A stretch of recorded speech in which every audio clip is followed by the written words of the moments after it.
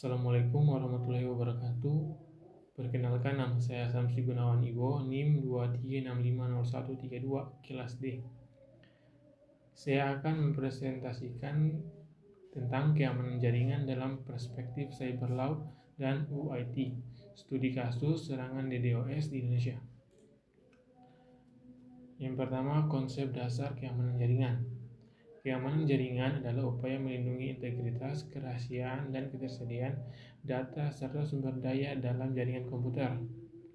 Tujuan utamanya yaitu 1. Kerahasiaan, melindungi data agar hanya dapat diakses pihak berwenang. Kedua, integritas, menjaga agar data tidak diubah tanpa izin.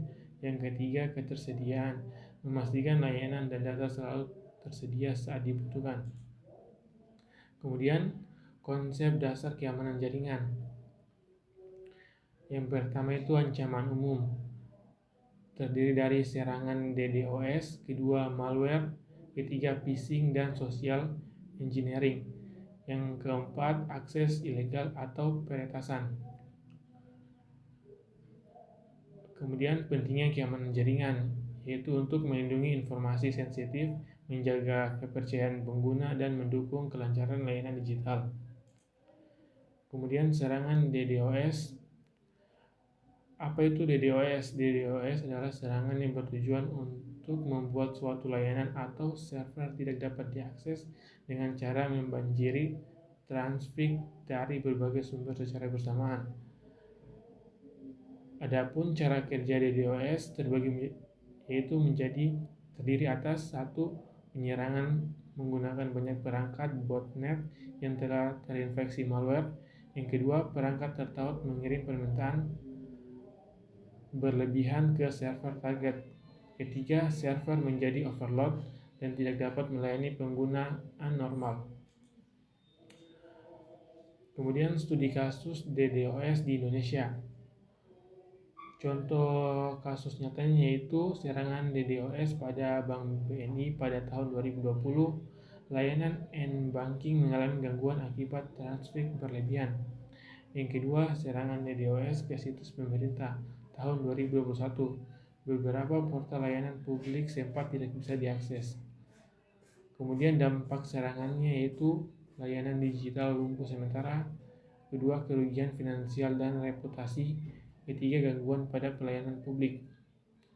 Adapun penanganan kasus, yang pertama, koordinasi dengan BSSN, Badan Cyber dan Sandi Negara. Yang kedua, identifikasi sumber serangan menggunakan forensik digital. Yang ketiga, penegakan hukum dengan menggunakan UIT pasal 30 dan 33 tentang akses ilegal dan gangguan sistem. Kemudian pencegahan dan penanggulangan DDoS. Yang pertama, teknologi dan infrastruktur. Gunakan firewall dan Intrusion Detection Protection System IDS atau IPS. Yang kedua, terapkan rate limiting untuk membatasi trafik berlebihan. Yang ketiga, gunakan load balance dan contact delivery network. Kemudian strategi pencegahan. Yang pertama, memantau trafik jaringan secara real time. Yang kedua, melakukan pembaruan sistem dan patch keamanan secara rutin. Yang ketiga, menyiapkan server cadangan. Adapun penanganan saat serangan. Yang pertama, mengaktifkan sistem mitigasi DDoS. Yang kedua, memblokir IP atau sumber trafik mencurigakan.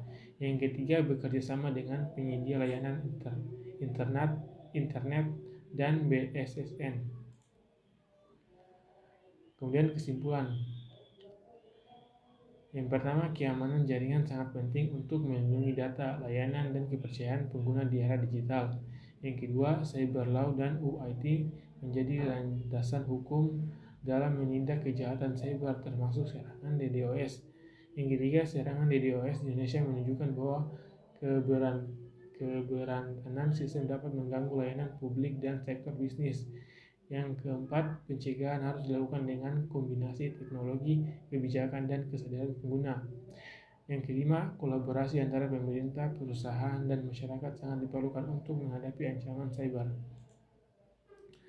Sekian presentasi dari saya. Wabillahi taufiq wal hidayah. Wassalamualaikum warahmatullahi wabarakatuh.